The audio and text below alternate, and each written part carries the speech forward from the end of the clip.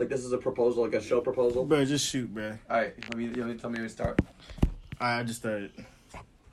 So we are here to discuss the network's upcoming investment in a movie. If this movie goes well, it's of course going to lead to a contract of 5 with the film studio in question, as the current configuration of the contract. Without further ado, we will go right into the creative nuts and bolts, so hopefully the stakeholders can approve this budget as soon as possible so we can get it right to shooting. The movie title, if you will, is Kings of Bridgeport, an important story that the entire state of Connecticut's been waiting for a long time, probably like 22 or 4 years or some shit in the making.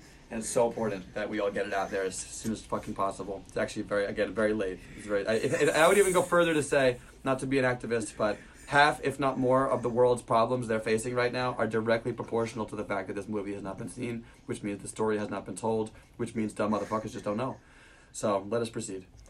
Kings of Bridgeport takes place in a well-known city named Bridgeport, Connecticut, one of the most well-known parts of Connecticut, and yet shockingly underrepresented in the stories Hollywood tells today.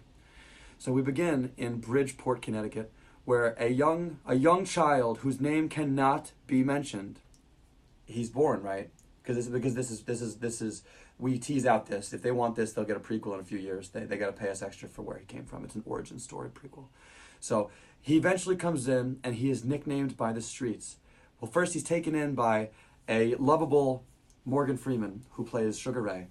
Sugar Ray finds an underdeveloped talent named Kurt, shielding him and protecting him from the unfavorable elements so easily found in Bridgeport, Connecticut.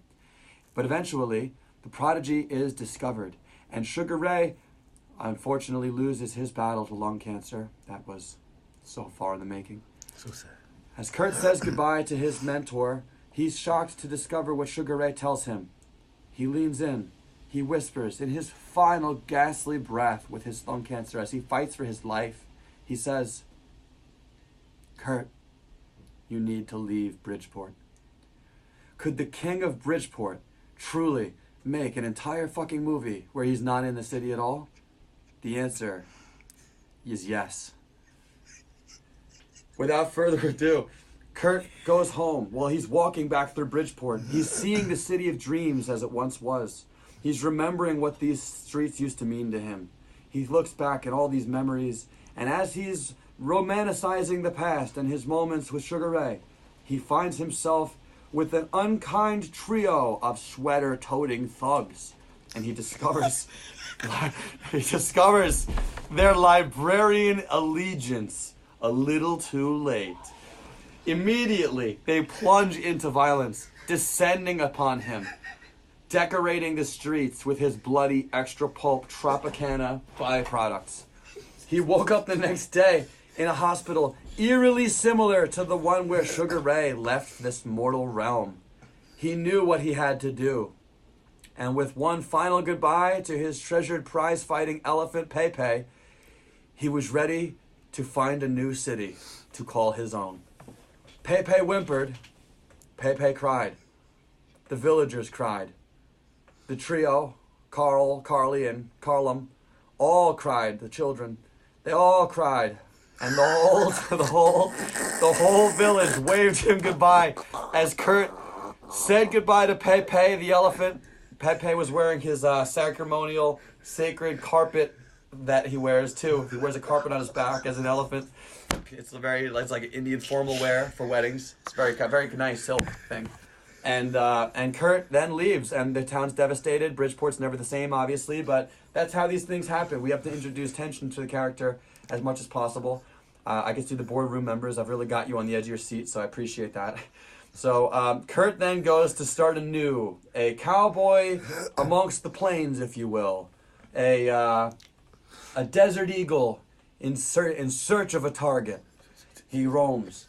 And so eventually he finds a place. He finds a place where he's further targeted by the librarian menaces. That's right. For a second, he had an alliance with the vegans until they actually betrayed him. And they betrayed him really bad. And they sent him to the Progresso Soup Factory in Vineland, New Jersey. Look it up. It's true.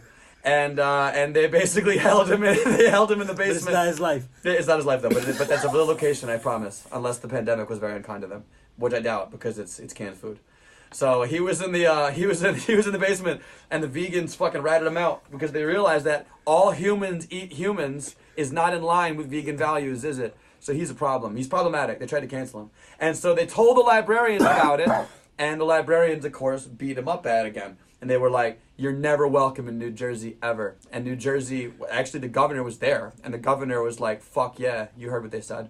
And then Kurt was crying. This was a moment of vulnerability for our main character, a rare moment where he drops the shield, and he lets it really be felt that not only has he had to leave his homeland of Bridgeport, but also New Jersey, such a political and military ally, has betrayed him. The road called upon him. Kurt had to continue. Kurt had to continue for the lonesome road. And the story becomes a little more predictable there because the Hasidic Jews invited him into their military fortress and allowed him free stage time where he would cultivate his rhymes and, most importantly, his pen game. This led to a cultivating moment, kind of like in Pokemon where you see Ho-Oh before Ho-Oh is explained for like 2 fucking years. This is a moment where you're seeing Jebediah the illest. And Jebediah the illest